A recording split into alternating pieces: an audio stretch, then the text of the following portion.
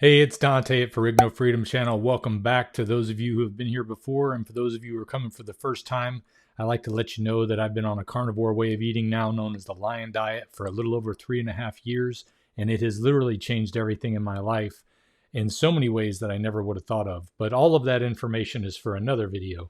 Just understand that the reason I'm reacting to this particular interview is because I think it deals with some subjects and topics that most Americans are not really fully grasping when it comes to big food, big pharma, and government interaction, and how these three things are being tied together to totally get us on a treadmill of behavior that is not conducive to getting healthy. It's leading us down a path of debt and pain and frustration. And I'm hoping that by not only reacting to this from the carnivore perspective, that you might be open up to possibly trying something like a carnivore diet because it sounds so radical, but also because you need to be paying attention to what's going on so that you can affect change within your own family and your own household, so we can break free from a lot of the nonsense that we're being told about healthcare and about food. Things that have gone completely off the rails, it seems, when it comes to how to get healthy. First, I'm going to give you a quick recap of what we've seen so far, and then we'll jump right into this section. Before I do the recap, I do want to say I would encourage you, if you haven't already checked out ferrignofreedom.com, you can see a lot more about my story there. You can find every single video that I've posted to YouTube over the past 3 years that I've been posting about this way of eating and what it has done for me. The reason I did the Lion Diet has nothing to do with losing weight, although that was a nice side effect. That was a great part of me getting healthier. I was dealing with some gut problems that doctors had no answers for. And I have found a lot of people have gone through the same experience with medical conditions that doctors have no solutions for. That Lion Diet specifically, or in some cases just a basic carnivore diet, which there is a difference we can get into in another time, have been able to help people not have symptoms at the very least from the problems they were having. And being able to have your health while you face the difficulties that are in this world is such a game changer. Well, diet has changed that for me, and it can change it for you. As a matter of fact, if it has changed it for you, I have a place on my website where you can tell me your story in a carnivore conversation submission form that lets me know that you've experienced some change with regard to some kind of condition you may have had that carnivore diet has been able to change. Please share your story, because your story could help somebody else in the same place you were in.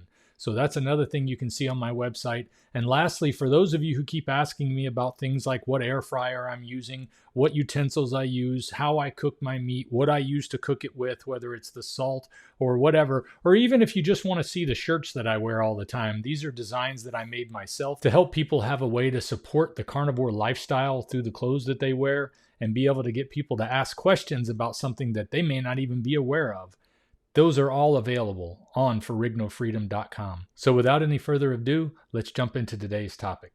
And you are a Stanford-educated physician. Patients in America are getting much sicker. Our child's environment is, to an unprecedented degree, full of hormone-disrupting chemicals. It is much harder as a poor American to buy food that is not poisoned because our government is making the poisoned food cheaper. The USDA is doing marketing for ultra-processed food because 95% of the advisors on the committee are corrupted. By far, the top driver of inflation in America right now is healthcare. And that's happening because there's no rein on cost. There's no rein on costs because everyone makes money when we get sicker.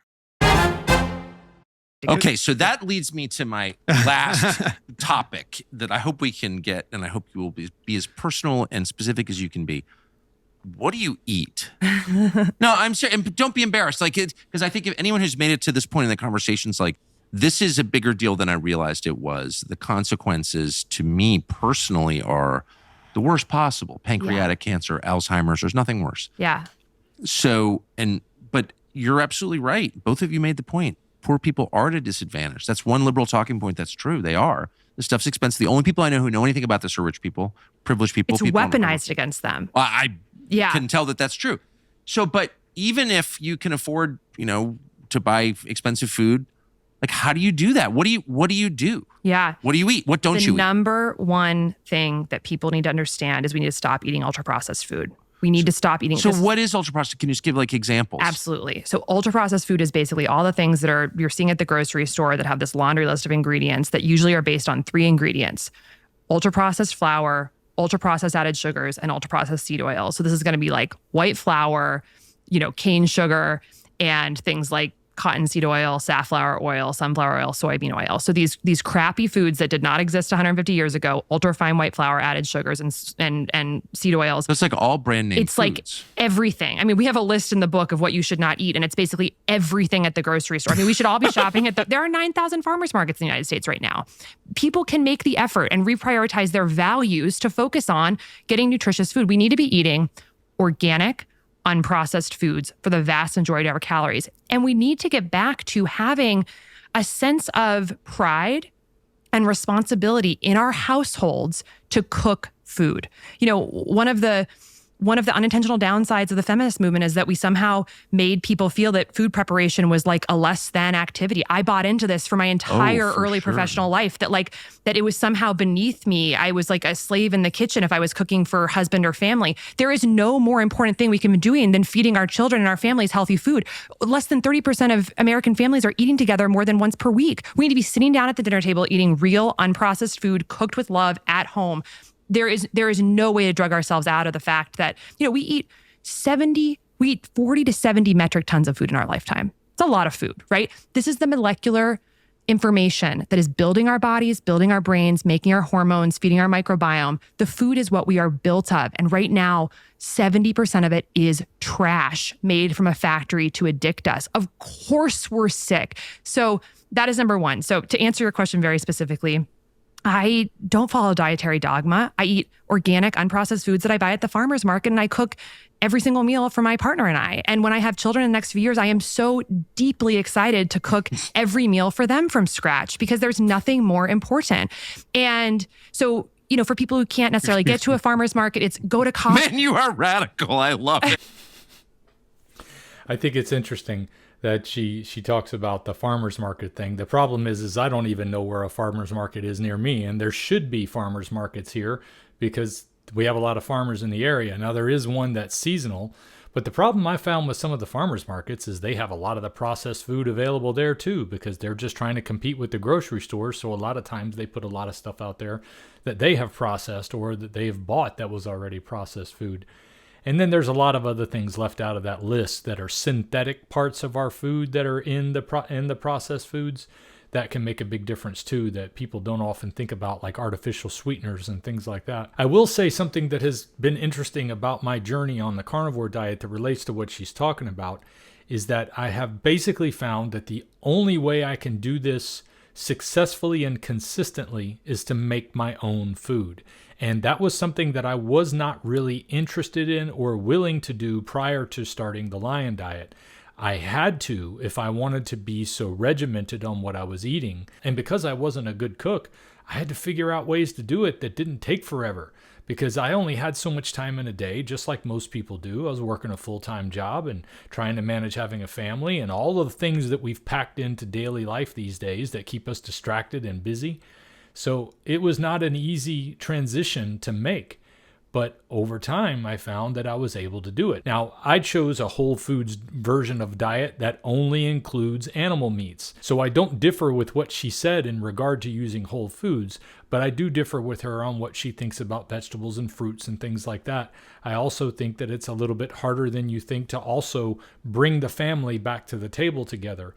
That takes a bit of a step because there's so many other things in our lives that revolve around the children eating somewhere else, especially if they're in school. Homeschooling was something that made it a lot easier for us. But once we got to the point where my son was learning math that I don't even know how to do, it was kind of hard for us to keep homeschooling him. So we went back to the school route. Let's just say it takes a whole lot more lifestyle change to adjust around a lot of the things that we have come to accept as normal in this society. I definitely encourage the idea of eating together at the table and bringing back some of that tradition, but that is going to be very difficult for a lot of people to adjust to. I think just adjusting to a new way of eating can be difficult enough because so much of our society revolves around what we eat together. Going out to eat, going out to have drinks, all of that stuff plays a role. But I've been able to successfully navigate this change in my health by adjusting myself to making my own food and sticking to a way of eating that makes all the difference in the world for my health. I haven't been able to completely get my family on board, although the reduction of the amount of processed food that's been coming into their life has been tremendous. So I still feel like there's a win to be seen there, and I'm hoping that as time progresses, they will get more and more on board as they begin to realize the things that we're seeing in a video like this. As more and more people are willing to speak the truth about food and healthcare and government's role in all of this, we're going to begin to realize we've got to take control of our health, because without our health, we don't really have much of anything else. I wanted to try out this new skincare product that I bought on Amazon called Vintage Tradition. The whole food of skincare, a little goes a long way. Tallow from 100% grass-fed cows, cold-pressed extra virgin olive oil, essential oils, cedar wood, ylang-ylang, lavender, and basil. As opposed to using chemical-based cream like this that I usually use after I shave, at least all the ingredients in here are natural. I like it. It's definitely soothing to my skin. Vintage Tradition. Might want to give it a try. Vintage Tradition even makes products for the ladies. My wife loves the Pretty Girly Tallow Balm. Because it feels really good. And it smells really good. I'll put a link in the description for this. Try it out and see what you think. I'll see you guys next time. How is this radical? It's though? not. Isn't it It's wild not. that this It's is so, radical? It's such a total rejection at every level of the values of our society, which And I just had to love. wake up. I was so deep in this in my 20s, I cannot even tell you. Like, I was deep in the opposite of this. And so, Yes. I believe that no one wants to be sick, No. but the answer is on our fork. So I would say, to get very specific now, organic fruits, vegetables, nuts, seeds, beans, legumes, meat, poultry, eggs, game meats, grass-fed, organic, pasture-raised. What about cheese? Cheese, dairy, but grass-fed, high-quality, organic. The molecular information in these factory cow, these factory farmed cows that are jammed with antibiotics and hormones, that milk is not what you want to be drinking. The problem isn't the milk, it's the quality. It's the quality of the milk. Organic food has more nutrients than non-organic food. We need to be, so. Is it hard to find, like I love cheese, for example, cheese. So if I it's just. at Costco now, grass-fed cheese. Okay. How wild is it that it's illegal to buy raw milk in this or country? if it's imported from Europe. Imported honestly. from Europe, yeah, because they're going to have much better They have standards. Parmesan at Costco that's imported from Europe. It's fine. That the lactose and all these allergies that have all just started in the past 30 years are because of the toxicity of the food, not the food itself. All these foods, anything that we ate, 10,000 years ago that we're evolutionary made to eat is generally fine. It's what's been done to the food. So, pasture raised, which has just been beef for all of history up until like industrial raising cows. It's like that just means they're outside, not getting poisoned, raised as they know. They're eating grass. Now, most industrial farm meat, right? They're inside. They're have cortisol because they're so stressed, and they're eating GMO corn and soy. That impacts their biology. So actually, the factory farm meat has a much higher omega-6 content, whereas ones eating grass outside are omega-3, much more omega-3 fatty acids. Omega-6 is inflammatory, omega-3 is not. So actually, and again, we go through this in the book, but just being on a path of curiosity about this, eating food how it's meant to be made and meant to be raised, the actual biology and makeup of the food itself is different when it's factory farmed. So when you're eating a traditionally industrial raised meat, you're much more inflammatory items are going into your body. So you just always need to strive. That's why we do think, and there's problems with the organic designations, but as much as you can get away from the pesticides being spread on this food, as much as you can get to how the food has been raised, for all of history up until a couple, generations ago, because the way the food is manufactured and the stuff that is put on food is very corrupt. It's just not the case in other countries. So as much as you can get to how it's been made forever, the better. And that's why we say, and how if we were in charge of everything, I would fire and I truly mean this, I'm not joking, I'd fire every single nutrition scientist in the government. I'd stop every single, all this complicated nutrition guidelines. The point of the USDA putting out thousands of studies literally and all this guidance is to confuse people because they're bought off by the food companies. I'd replace I want to stop with that right there because he's getting away from the topic that I definitely want to address, because it has been a note of contention even within the carnivore community as to how important it is to eat organically raised, grass-fed beef or any other meat that is raised organically and grass-fed. He mentioned a couple of things that are key to remember. One is organic can mean a lot of things, so it doesn't necessarily mean that it's healthier because it says it's organic. One of the other things he said is that you get to it as much as you can, not that it's required that you 100% go this route, because it is clearly a more expensive route than buying, say, for instance, store-bought meat. I can tell you from example that most of my changes because of the Lion diet came while I was eating mostly store-bought meat. But all the beef was corn-fed for those first 7 months. It was raised by who knows who, Walmart, Sam's Club, Publix, those kind of places I was buying my meat at. And I experienced a tremendous change in my health from that. Now, since then, I have gone to a local rancher and I buy as much beef as I can from him. It is a little more expensive, so I can't afford to do that 100% of the time throughout the year, but I try to buy 1 to 2 or even 3 cows in a year that wind up providing my family with meat. And when places like Publix run ribeye on sale, the USDA choice beef for $6.99 a pound occasionally, I'll go in and fill up my freezer when they run those specials. Money does dictate a lot of things, and I'm definitely not a rich person, but I've been able to make this work for 3.5 years. And there are so many other places where you make a gain in saving money, like your grocery bill goes up, but you wind up saving a lot of money in a whole bunch of other areas that I've talked about many times before in other videos. So there's a lot to be said about everything they said here, but my point is that if money is a barrier for you doing this, don't be afraid to get that store-bought meat. With one guideline is that we need to, as a public policy matter, reduce ultra-processed food consumption among children. Where are you on sugar? The amount of added sugar that we're eating in this country is astronomical. The average American is eating over 100 pounds of added sugar per year. In the 1800s, it was less than 5 pounds. So we are overwhelming our bodies with this material that is destroying our cellular health. The body has to do something with all of that sugar, right? And so the body is primed, knows how to turn sugar into energy. That's what the mitochondria does. That's what metabolic health is, okay? But if you're putting on 10, 20, 30 times the amount of sugar, the substrate for energy, than the body has been used to doing or can handle, you're going to gum up the system. You're going to destroy the system. It's too much work for the body. So what happens? We get dysfunction, we get metabolic dysfunction, we get prediabetes and diabetes. And where does all that sugar go? Sugar gets converted to fat, okay? And so that's why we're all getting so heavy, in part because of all this excess sugar we're eating that has to go somewhere. It's literally converted to fat in the body.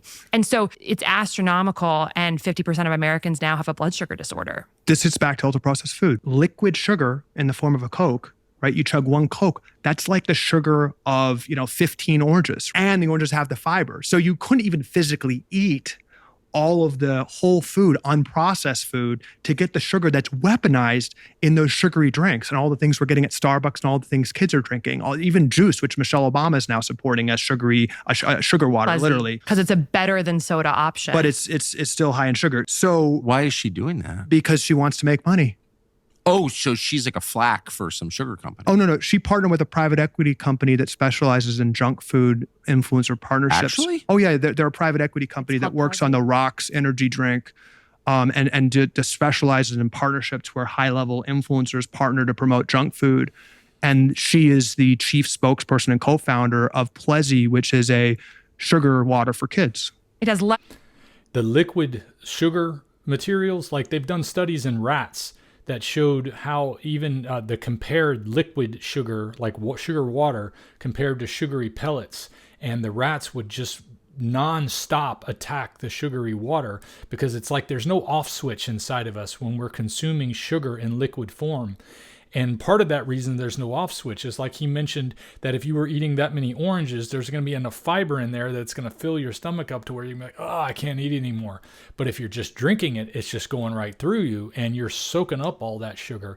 Think about the coffees that people buy these days. I saw one post earlier today that was talking about this new pumpkin spice coffee drink that comes at Dunkin' Donuts, and it had 17 donuts. Were the same thing as what they were drinking in that one drink. Can you imagine eating 17 donuts at one sitting? but you can definitely imagine drinking one big pumpkin spice latte that they were selling, because that's the norm. We've normalized something that is insane levels of sugar for our body to be able to handle. And just because you're not getting fat from it doesn't mean it's not affecting you. People's genetics can fight this stuff off sometimes, but ultimately it's going to catch up with you. Don't let that be something that stops you just because you look in the mirror and you see you've got a nice waistline. Although that is a great marker to have, it isn't necessarily the case that you're healthy in that regard. When you start checking blood work and seeing where your A1C is, and the fact that you're basically pre-diabetic, but doctors don't tell you until the alarm bells are already sounding, you'll begin to realize that you may have to do something quicker than that. But that liquid part of the sugar intake we have is a huge factor in this whole situation. Sugar than soda, because so it's they can addictive. Advertise that it's better than juice or It's sugar water. Kids should be drinking water. It's a safer cigarette. And milk. What if Michelle Obama said that? What if Michelle Obama endorsed Stop water bottles? drinking sugar water. Kids shouldn't be diabetes drinking water. sugar. Like the fact that the USDA and Michelle Obama can't say that. Michelle Obama was right in the first year talking about food, but she was directly bought off. She was directly influenced by the food companies. John Kerry, Teresa Hines. There was a lot of people that got to Michelle. This is well documented. And she shifted everything to exercise. And the exercise group that she then partnered with was actually funded by ultra-processed food companies. And she shifted all to exercise and totally stopped talking about food. And to exercise. Well, anyone who's ever tried to lose weight knows that exercise is super important. It's good for you. Food. But you're not going to lose it. I mean, that's the crazy thing about that Calley talked about the soda and how it's weaponized. I really want to drive that point home. High fructose corn syrup, which is what's in a lot of these drinks, was invented in the 1970s. This is a brand new substance. And the invention of high fructose corn syrup, which is subsidized by the government through commodity crop farm bill subsidies to corn. So it's basically, we're giving the soda companies this cheaper product, which is then turned into high fructose corn syrup. Something interesting about fructose that we learned from bears who hibernate is that aside from other calories that you eat them and they cue satiety, with fructose, it's a very interesting molecule. It's found in berries. And when you have an animal who needs to go into hibernation, they need to pack on fat in their body, right? So before hibernation, you have to load your body with fat. Yeah. So fructose, aside from other calories, different than other calories, actually does not cue satiety. It cues a feed-forward violence and aggression mechanism in that animal to basically outcompete all other animals to eat as many berries as possible in the fall to store fat, which is fructose, creates metabolic dysfunction, causes us to turn our sugar to fat, to basically store fat for winter. So soda companies know all this. So they put this molecule in the sodas that you're chugging, which is, like Calley said, like 15 oranges and what the fructose you'd get in this. And it's causing kids to be insatiably hungry because essentially it's telling their brains that winter is coming, pack on the fat. But of course that winter and the tobacco is never coming. scientists know this. Absolutely. Whole foods are great. Anything that is a whole food that has not been broken down into its constituent parts and made into a Frankenfood in a factory by a multinational corporation is a food that I'm going to eat. And the reason I choose organic or regenerative is because a berry just in a grocery store that's non-organic is going to have less nutrients in it than the berry that you buy from, a farm. These foods contain anti-cancer compounds. They contain tens of thousands of molecules, literally medicine that changes our gene expression. This is nutrigenomics. It all gets lost when you process the food. It's nothing short of gaslighting to, convince us that these tons of food we eat are kind of this like fringe science and these pills are the only thing that's serious science. I mean, these truly are medicine. I just say, Tucker, we get so confused, and this is a core point we try to drive home in the book, is that there's confusion by design. There's not an epidemic of people, I guarantee you, that are eating a 90% non-ultra processed food diet that have health epidemics. Like I don't care if you're a carnivore or vegan, because if you're on that path of being curious for you and your family and taking that rebellion to actually cook and eat whole food, you're going to adjust. You're going to look at your blood tests and make certain it's different for everybody. But just as a public policy matter, as a spiritual matter in the country, we should be trying to engender more awe and curiosity about what we're putting on our bodies. Yes, and that's right. And I want to be clear to everyone. And that's one of the reasons why I don't like to get into the battles between veganism and carnivore people, all the stuff that goes on with that, because my biggest thing with the vegan thing is that it doesn't really have anything to do with health. It's virtue signaling. It's just, most of it is ideology based. and they think they're saving animals or they're doing something that's kinder and gentler, but they take into no account all the animals that are killed for the farming process, for the mass farming process that's required for everybody to eat vegetables. The other thing is that I don't think they're recognizing is a lot of the fruits and vegetables, even in their cleanest form available today, are still frankenfood compared to what they were originally. When you look at ancient versions of different fruits and vegetables, you'll see they are vastly different than the way they look today, because they have been crossbred to be more and more easier to eat, more and more full of sugar, more and more able to repel pests so that they're easier to harvest. And then when you take into account the stuff you buy in the store is usually sprayed with some kind of insecticide or some kind of herbicide to kill the stuff that's around it, or even sprayed with an herbicide itself, like most of your wheat, all of your wheat really, which isn't wheat at all, is harvested by using Roundup or glyphosate to kill it so that it's easier to harvest. Well, they can't get all of that out of there. So it's very difficult to find vegetation or fruit that you're going to eat that isn't frankenfood. And as a carnivore who is this way because of gut problems, I have to stay away from the lectins in vegetables, because leaky gut is a result of lectin permeability in the gut. Some people, I think it's going to be absolutely required that they go carnivore if they want to be able to reverse the problems they've been having. But I think for a lot of people, there is a chance that you could have a whole foods diet and be just fine, as long as your body hasn't suffered as much as, say, mine had in the first 48 years of eating the standard American diet. If you get back to whole foods like Casey and Calley are talking about in general, it would be far better than eating the junk that's on the shelves. I have no argument with that. The problem I have is that a lot of people who make that argument want to say that carnivore is not the way to go because they're following the vegan ideology. They're not focusing on the fact that the processed food is actually the problem. They just don't want you eating meat because of their ideology. And I think that causes carnivores to get upset, and then they become hardlined on this side and the vegans become hardlined on that side, and now we've got an impassable bridge. I like the way they put it, is that it doesn't matter if you're vegan or carnivore, as long as you are pushing back against this system that is being forced on us by people who know the science and are using the science against us to make a profit. I have no problem with people making a profit in this world, but I do have a problem with people lying and deceiving people to make a profit. And so much of what goes on today requires lies and deception, and expecting to get paid for something when giving nothing in return, or in some cases less than nothing in return, because I think a lot of these food companies are actually giving us poison when we expect to be getting nutrition. That is the opposite of a fair exchange of trade. And I think that's the real root of the problem. Hey, it's Dante Ferrigno. I just wanted to thank you first of all for watching this video, but I also wanted to tell you about my merch shop. I have a link in the description for a bunch of different items I've put together for you to be able to show your support for the carnivore lifestyle, and every purchase helps me to keep doing what I'm doing here on Ferrigno Freedom. This is not about lecturing you or your family to eat, any type of food. I'm making the point that there has really been something done to us. I don't think the American people are just a lazy, suicidal population where everyone wants, 94% of the country wants to be. That's such a smart point. The curiosity, I had a weird childhood with food.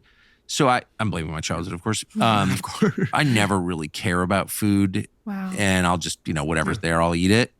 Lowest common denominator type thing. I've always gotten fat every year, have to slow down. You know what I mean? Mm-hmm. My wife, who I've been with 40 years in September, same weight when I met her. She's really interested in food. She's not going to put something in her mouth that's not good for her. She knows what it is. She's always been this way since the mid 80s when I met her. And she's way healthier. And I feel my brother's the same way. Like, they're interested in food. Yeah. Therefore, they're pretty healthy, actually. Yeah.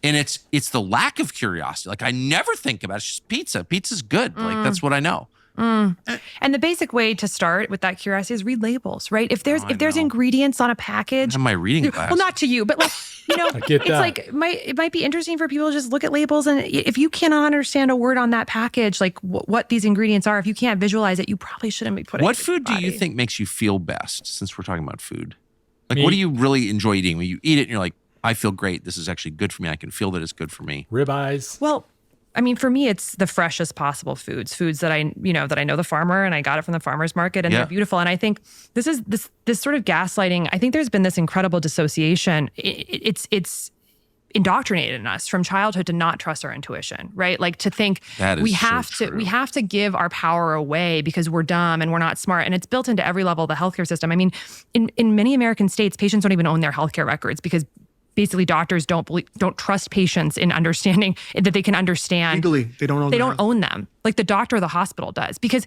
we have so built in this idea that patients are not smart enough to understand their own health. So from and this even plays into HIPAA and all these laws about patient privacy. It's like, oh, we have to sequester. Have you ever tried to get your healthcare records? It's impossible, right? Because I don't know my own blood type, and I don't know anyone else who knows his own blood type. That's Why by is by that? design, right? Because if you can That's so weird. Why would you?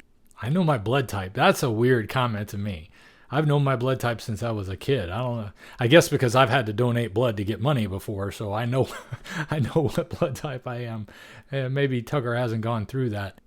Your blood type. Because if you can keep people ignorant about their own health, then there's a power dynamic where you can sort of give them any solution. So this gets back to food because I think a lot of this comes back to trusting our intuition. Every Sunday after I go to the farmer's market, I lay out all the food, the venison that came from, someone who owns a beautiful ranch outside of LA, the beautiful heirloom tomatoes that are colorful with purples, the watermelon radishes, and I lay it all out on my counter and I literally pray with it. Like this is awe-inspiring to me. This is all the atoms and the molecules that over the next week or two are going to make up my cells. They are going to become me. I am going to take on the characteristics of this food. And I know, I look at that food and if I stop and let myself trust my intuition, I know this food is healthy for me. I just know it. But we've been so divorced from our common sense by design. There's no fat giraffes, right? They know, right? But we've been told that we can't understand. Every sixth grader in America can understand basic biology, metabolic health, and nutrition, but we have been told it's too complicated. Like Calley said, by design, confusion is the product. So to answer your question, what makes me feel good? It's the freshest, most beautiful foods that I have complete and utter awe for because those molecules and atoms are going to go into my body. They're going to heal anything that's going wrong. They're going to change my gene expression. They're going to fortify my immune system. They're going to feed my microbiome, which makes 95% of my serotonin, which lets me think and have creative ideas and love my partner and all these things. It's going to be my partner and my bodies and my future children's bodies, right? And so I am in awe and reverence of food. And I think that and I bless it because it's going to become me. And I think we need to get back to that appreciation. I totally agree with everything she said about blessing the food and about what's in the food. I may differ with her on what food to eat, but I don't think that it's true for everybody. I think for me, a carnivore way of eating is absolutely what I need. And I've experienced the healing and the health changes that she talked about, where your immune system gets stronger, where your body gets stronger, where issues that you had before go away, including anxiety and brain fog and all the things that she talked about. I've experienced that on a carnivore way of eating because I'm getting all of that bad food out of my life. One way or the other, getting that stuff out is absolutely necessary. And she does include meat in her diet, which is, I think, hugely important because there's a lot of things in meat that are not found in vegetables. Carnitine, B12, there's a number of vitamins that are there. And also the quantity of vitamins is so much higher in meat than most people know. The bottom line is that I've experienced everything she talked about being thankful for because she knows that food is going to be good for me. I've experienced that it is good for me when I only eat meat and I don't eat anything else, when I only drink water, or in my case right now, I've got club soda with Redmond Relight at the bottom. You can see it there because it's been sitting for a little while, but I'll just mix up a little bit of it and then have some, and it gives me the electrolytes I need. And I used to be one that hated to drink water. I would rather drink anything but water. Now I love drinking water or club soda. It's absolutely wonderful once you get used to it. I used to hate liver, but now I love liver. I mean, it's amazing what changes when you decide that you're going to do something healthy for yourself. Take policy side. What if our medical leaders started talking about this? We have a medical crisis. I've never heard anybody talk like that. We have a medical crisis. We have a medical crisis right now, and that is the science. That is following the science. right? And that should be the message from doctors. And Casey, I don't want to gloss over this. There's a metabolic health crisis among babies that are born. Mothers are passing metabolic dysfunction and essentially almost prediabetes onto kids en masse. That's how bad this has gotten. Like, kids are being born with dysfunctional microbiomes and metabolic dysfunction. And literally I've talked to Harvard doctors about that. I talked on one of the podcasts about this to a Harvard doctor. And she said that's a case for Ozempic, that babies are being born with such horrible metabolic dysfunction that we need to start jabbing them right away. I say that's a sign of a crisis.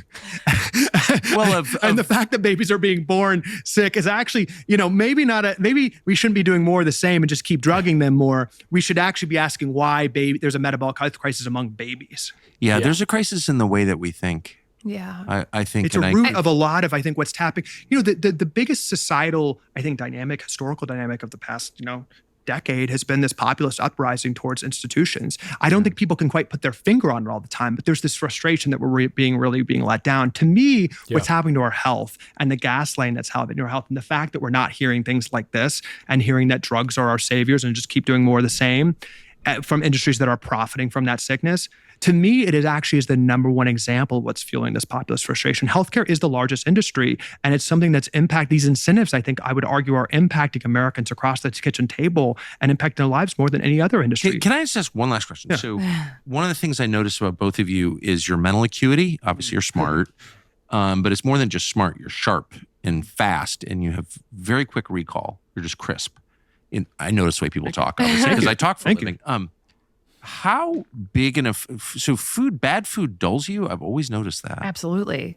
What? Well, for so many reasons, 100%. Tucker, but to name a couple of them, if you have a big blood sugar swing, which the average American, because the vast majority of our calories are coming from ultra-processed food that turn into glucose in our bloodstream, blood sugar, right? When you have a big glucose spike and crash, that is associated with reduced fact recall. Literally that crash and spike, like the post-meal crash, like you eat something and then you might feel lethargic afterwards. That's in part because your blood sugar is skyrocketing and crashing. The average American child is probably on this roller coaster all day long. We want stable, steady blood sugar levels. So we're not making crashing. Us dumber then. So that's the short term, right? Over the long term, we're building the machine of the body out of shoddy materials, right? And that's going to impact our brains. It's going to impact our, the way that we think. And, our microbiome makes a lot of our neurotransmitters, and we are just trashing our microbiome now, right? With ultra-processed food, no fiber. Fiber feeds the microbiome. The 95% of Americans aren't getting enough fiber. So we're not feeding the thing inside of us that makes our neurotransmitters, that helps us think. This is insanity. And then we're trashing the microbiome with antibiotics, which destroy we're overusing antibiotics like crazy, which destroy our microbiome and increase our risk of depression and other issues. 3 times more suicidal. I totally agree with the antibiotics trashing our system. I think a big part of was like the match that was thrown into the hay stack of my life was having 3 rounds of antibiotics when I had taken sick one time. And it was like ever since then, my gut issue went totally nuts. It totally killed anything in my body that was supposed to be doing anything good for me. And because of the food I was still eating at the time, it seems like all I did was foster the growth of bad microbiota. Now, I don't know that for a fact. I just know a little bit about this microbiome thing, and I don't know that the science is even close to settled on it, but it seems like it makes sense, and I would still pull the thread on that a little bit more before I would be ready to talk intelligently about the microbiome. But I've heard some really smart people who are studying this who agree with a lot of the things she said there, specifically about antibiotics. As for fiber being required, I know there are other doctors out there like Dr. Robert Lustig who talks about the necessity of fiber, but it almost always seems to be in the context of regularity. I don't eat any fiber, but I don't have any problem going to the bathroom. So what does that say? I don't think that it's actually necessary.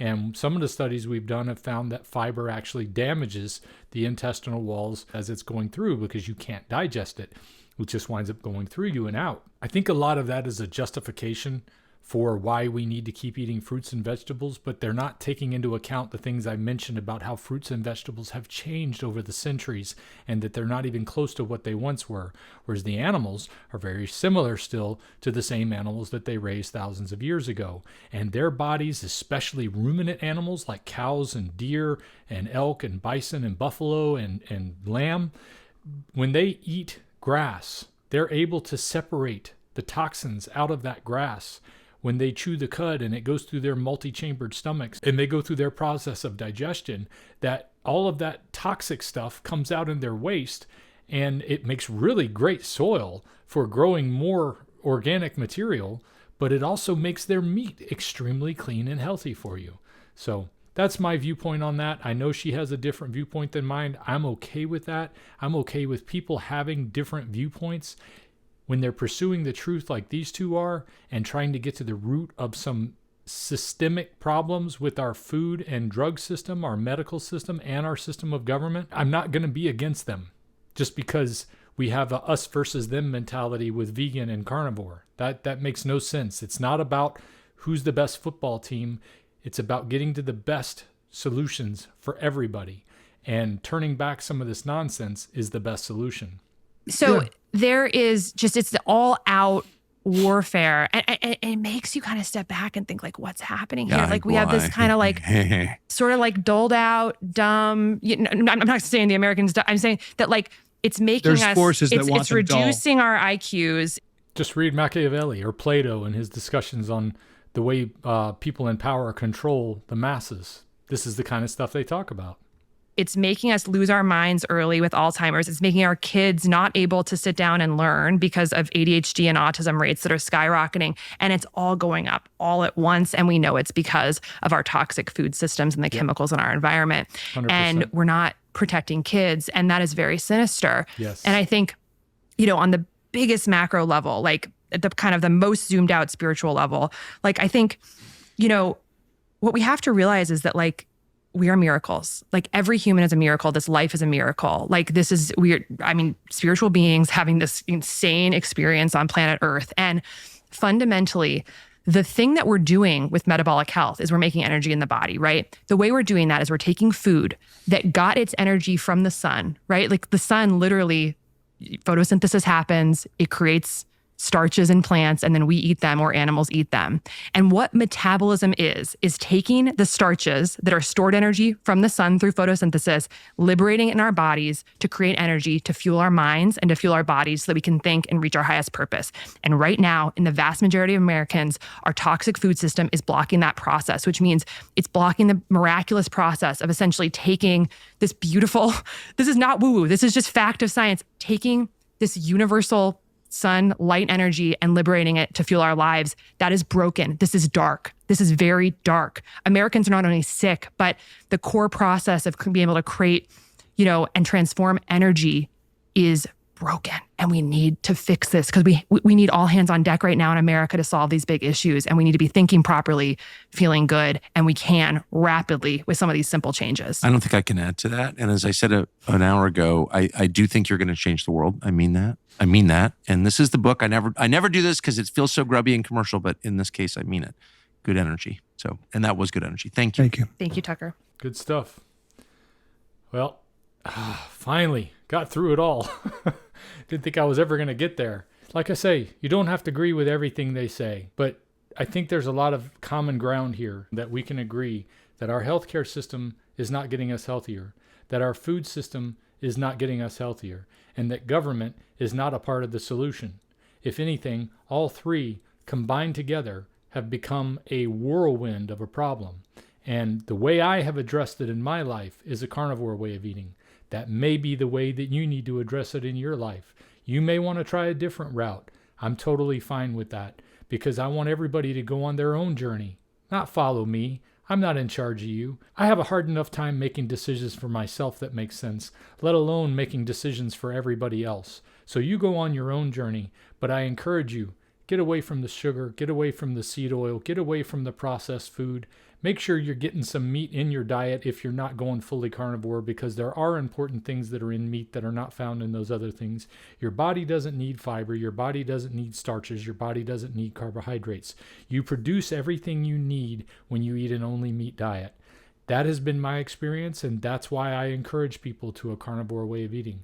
But anything you can do to break free from this current merry-go-round that they have most of us on is going to be beneficial. So I encourage you to start wherever you can. Oh, and one more thing, I'm going to put this into a little playlist. So if you want to share the entire playlist together, I'll have it set up where it plays all in order. And that way you can share the playlist a lot easier. Once again, thank you guys for joining me. I will see you next time. If we pay extra, could we maybe get some grease or fat? I found something recently that I didn't know Redmond was making, and it's called earth powder.